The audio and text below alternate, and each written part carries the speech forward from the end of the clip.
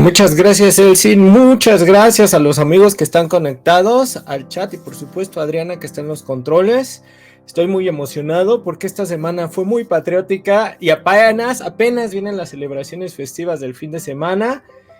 Y esto es muy emocionante para mí porque vamos a hablar de 4 temas y tenemos un casi estreno exclusivo porque puse 2 minutos de 3 que dura la cápsula para que no nos comamos el tiempo, en donde vamos a hablar de lo que es un golpe de estado, porque la oposición ha estado usando este término de esta semana así como una herramienta de golpeteo. Ya saben que mueven a los medios como todos coordinaditos, pero de pronto hay que tener también los conceptos básicos para poder nosotros argumentar, defendernos y comprender más a profundidad los temas, pues para poder saber de qué estamos hablando. También vamos a hablar del 11 de septiembre, las distintas lecturas y esta nueva, aparte de la que se gestó esta semana con la aprobación de la reforma judicial. Todas las bajezas y todo lo histórico que significó este nuevo 11 de septiembre. Por supuesto, el nado sincronizado, exactamente, Ignacio Reda, se me fue la palabra, de Josefa Ortiz y cómo estaban en las tertulias, gestando los movimientos de independencia, y por supuesto, el día de hoy la efeméride de los niños héroes y la importancia humanista, más allá de lo que vemos en las monografías, que nos bajemos a nivel humano, emocional, de saber la importancia y el significado de lo que es un héroe. Entonces, si les parece bien, empezamos con la cápsula, la efeméride del 8 de septiembre de Josefa Ortiz de Domínguez. Vamos a verla y la comentamos. Septiembre 8, Josefa Ortiz. La recordamos en su nacimiento en 1768. A sus 42 años, Josefa y su esposo, corregidor de Querétaro, organizaban tertulias literarias con poderosos de entonces. Las tertulias derivaban en conversaciones sobre las injusticias que vivían los interesados y terminaron en conspiraciones para librarse de los españoles y sus saqueos y buscar la independencia de la corona. Dentro de las reuniones hubo traidores que los delataron, por lo que la mayoría fueron arrestados. Sin embargo, Josefa Ortiz pudo dar aviso de la situación, lo que hizo que el movimiento armado se adelantara, por lo que el levantamiento se dio el 16 de septiembre y no un mes después como estaba previsto. Josefa sobrevivió a la crueldad y persecución de los ibéricos, pero una vez que los invasores fueron expulsados, Iturbide le propuso unirse a la corte, pero esto fue considerado una ofensa por ella, pues el imperio iba en contra de sus ideales revolucionarios. ¿Por qué es importante? ¿Por qué es importante conocer la historia? Lo digo cada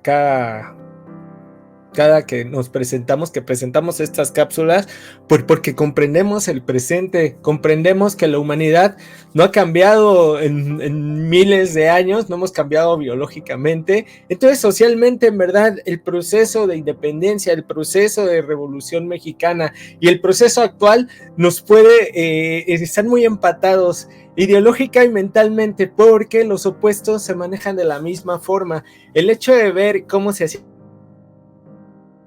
en la época de la colonia y ver que realmente esta celebración, cuando los descubrieron el 13 de septiembre de 1810, pareciera como que era el cumpleaños de Josefa Ortiz, que nació el 8 de septiembre de 1768, pareciera como que aparte de celebrar su cumpleaños, pues ya traían ahí su agenda independentista, y era como el pretexto, y se hablaba de sus diferentes temas, sus quejas, por qué son tan injustos los españoles con nosotros los criollos y nosotros trabajamos aquí. Entonces empiezan a agrupar, empiezan a fortalecer su ideología independentista, empiezan a ver cómo van a reunir a las personas necesarias para que luchen por sus intereses e independicen este país y le quiten el poder a los ibéricos, a los españoles nacidos de ese lado, y se los dejen a los nacidos de este lado. Esto es bien importante, en verdad.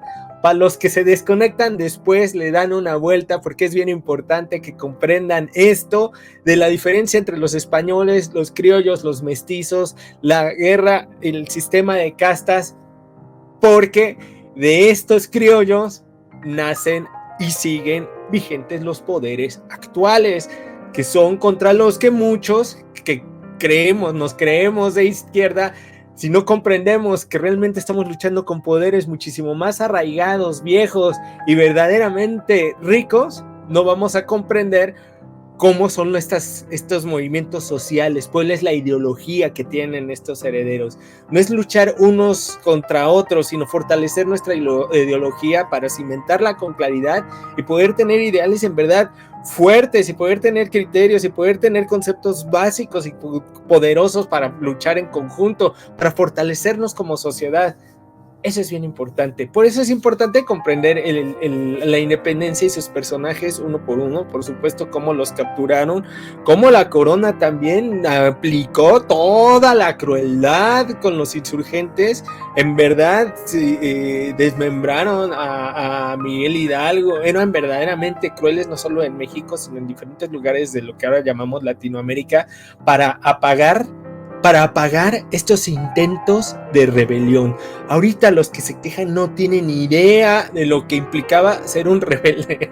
No nada más antes de que este país se llamara México, sino muchísimo después, todavía cuando tú te quejabas contra Echeverría, contra Luis Ordaz, pues todavía existía esa crueldad.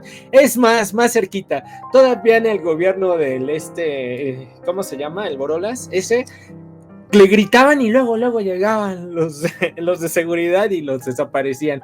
En verdad hemos estado y seguimos en un proceso político social que viene desde entonces, desde un desprecio de las élites hacia el pueblo, y el comprender cómo se gestan los movimientos revolucionarios nos hace comprender el presente.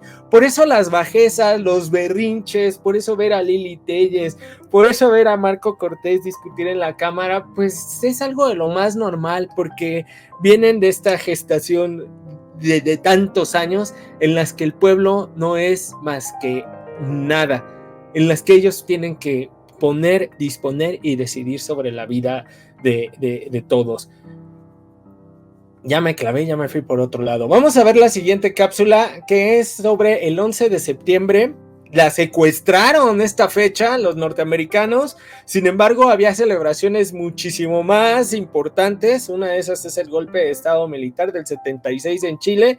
Y ahí nos preguntamos, ¿qué conmemoramos el 11 de septiembre? Te agradeceré mucho, Adri, que nos pongas esa cápsula y ahorita la comentamos. Septiembre 11, Día contra el Terrorismo. Se busca a los secuestradores de países. Se busca a los estranguladores de salarios y a los exterminadores de empleos. Se busca a los violadores de la tierra, a los envenenadores del agua y a los ladrones del aire. Se busca a los traficantes del miedo.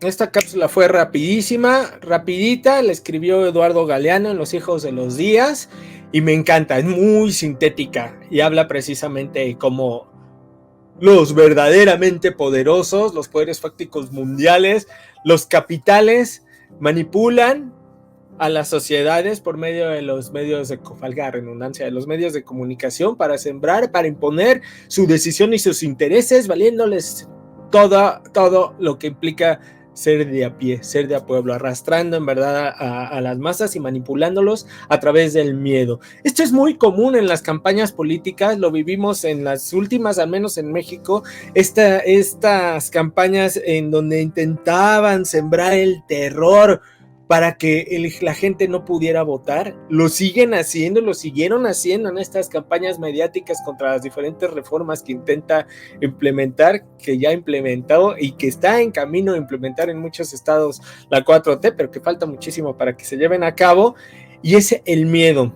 Aquí en el 11 de septiembre es importante reflexionar esta lucha de poderes, esta disputa entre los intereses, entre cómo fue esta manipulación precisamente del 11 de septiembre en Estados Unidos para imponer, para demostrar su poder y lucrar con eso como siempre lo han hecho, como desde su gestación, en el que su poder se basa en el sometimiento de los otros, como pasó en el 76 cuando propiciaron el golpe de estado militar que puso a Pinochet en el poder durante tantos años y que derrocó ilegalmente con un verdadero golpe de estado a Salvador Allende, que era muchísimo más cercano al pueblo y muchísimo más lejano de los intereses económicos de los Estados Unidos, y como también en la madrugada de este 11 de septiembre pues se vivió este drama tan intenso, rompiendo récords de audiencia en el canal del Congreso y en el canal del Senado. La verdad es que fue emotivo ver tanta intensidad, no solo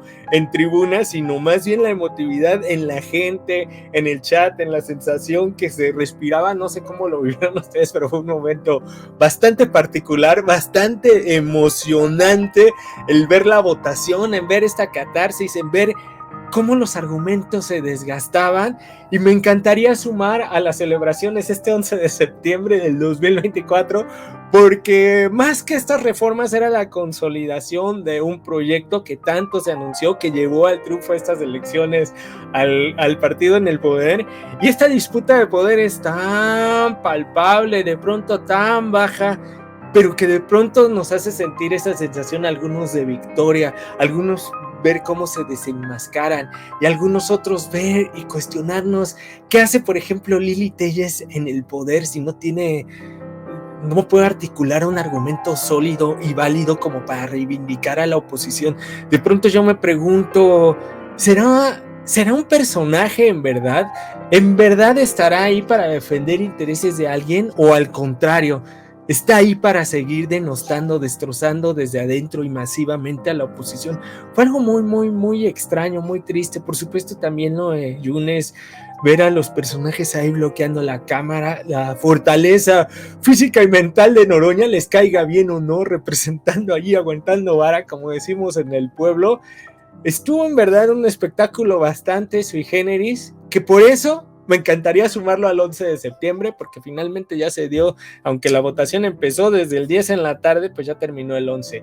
Bueno, y vamos a la siguiente cápsula, Aranar Tarlos, para que hablemos del día de la defensa del castillo de Chapultepec, de los niños héroes, y para que nos acerquemos más, a ser más empáticos, a dejar de vanagloriar, y que regresemos a lo que intenta muchas veces decir el presidente, que nos veamos más humanos, más cercanos, que pensemos menos en términos económicos y más en términos emocionales, sentimentales e incluso espirituales. Él veladamente habla de su cristianismo, pero es porque en verdad hay que buscar el bien más allá de estos intereses, más allá de esta mezquindad que demuestra de pronto la oposición, en la que todos son malos, los que no se preocupan por los capitales, que son los que los ponen ahí, y empecemos a acercarnos para que la historia no sea para justificar invasiones, sino para reivindicar y dignificarnos como mexicanos. Vamos a ver esta cápsula de los niños héroes y regresamos y la comentamos rápido. Septiembre 13, Héroes. Se nos sembró la idea de veneración a los niños héroes en este día como un homenaje de resistencia de estos personajes en la batalla contra el ejército estadounidense de 1847.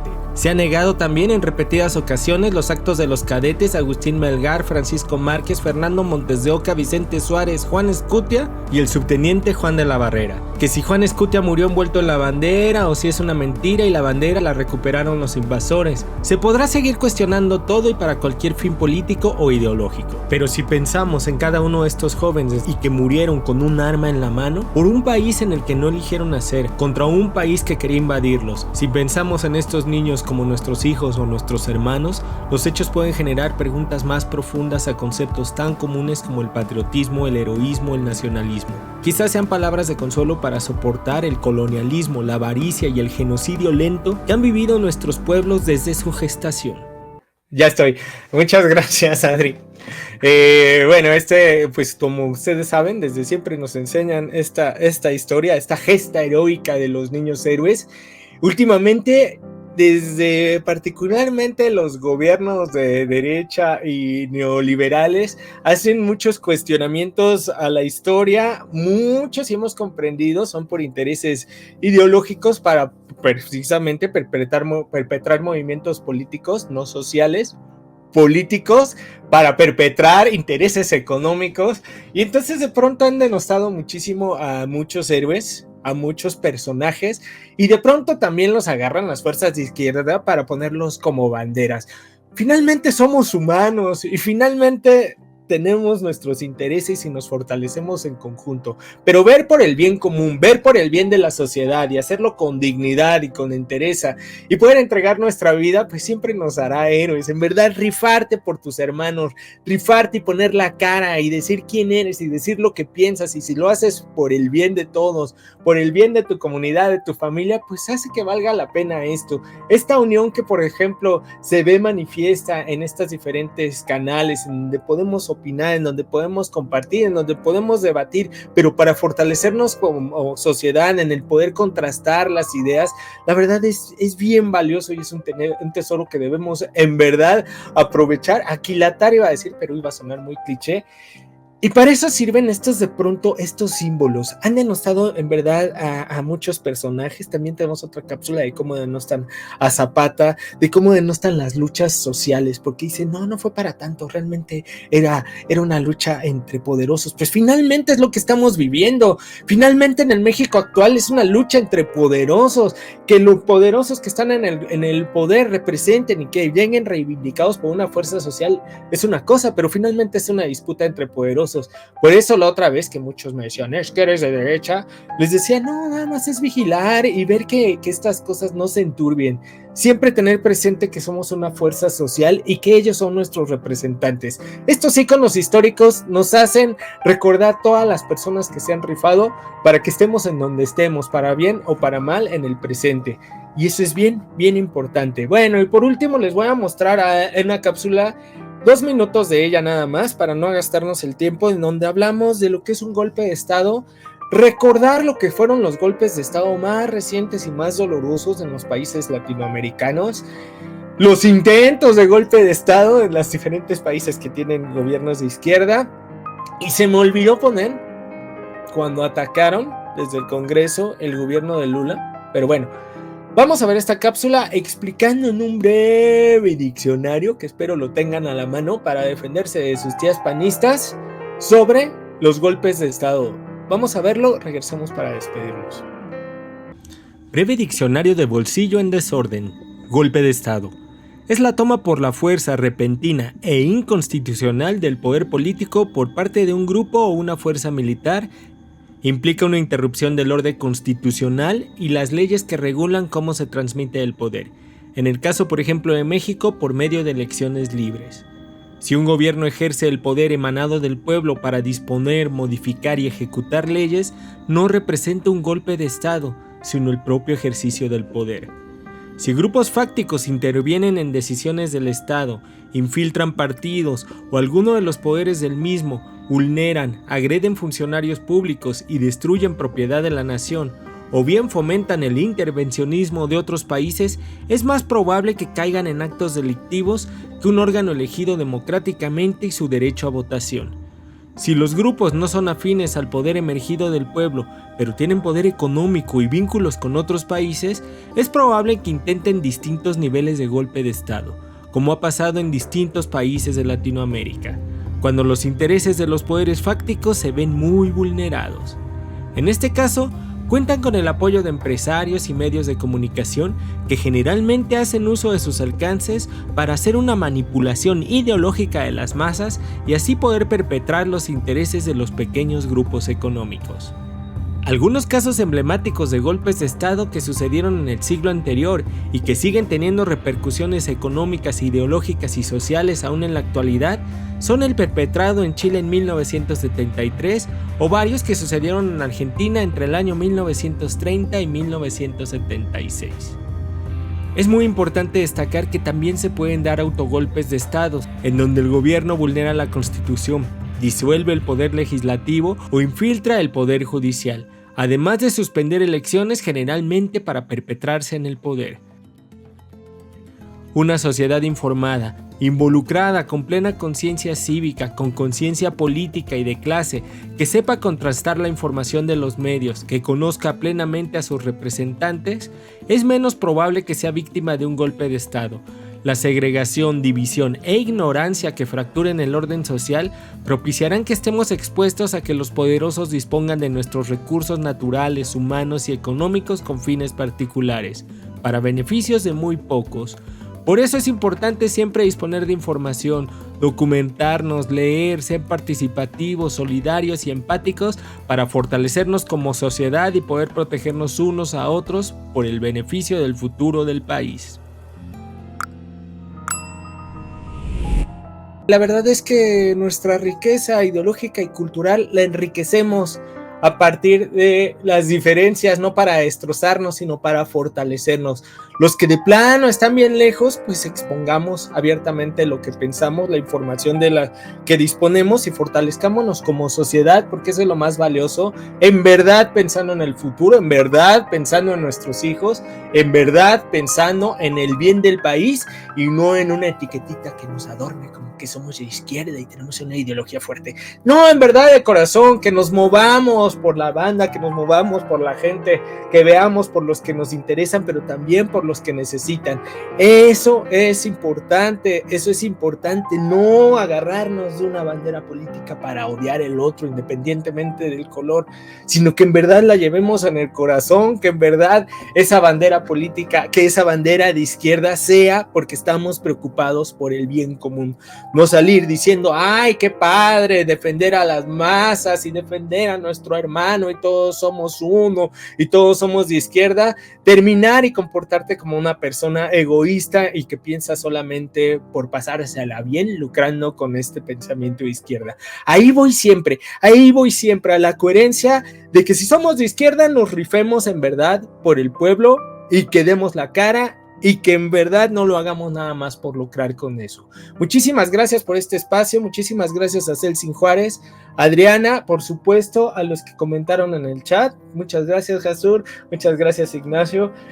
Eso es lo que debemos rescatar, lo que tenemos que reivindicar en este final de sexenio. Este es el mensaje que nos encantaría que pudiera llegar al entendimiento de muchas personas que hace López Obrador, que es regresar precisamente al humanismo, como dice Gigi Di. Muchísimas gracias.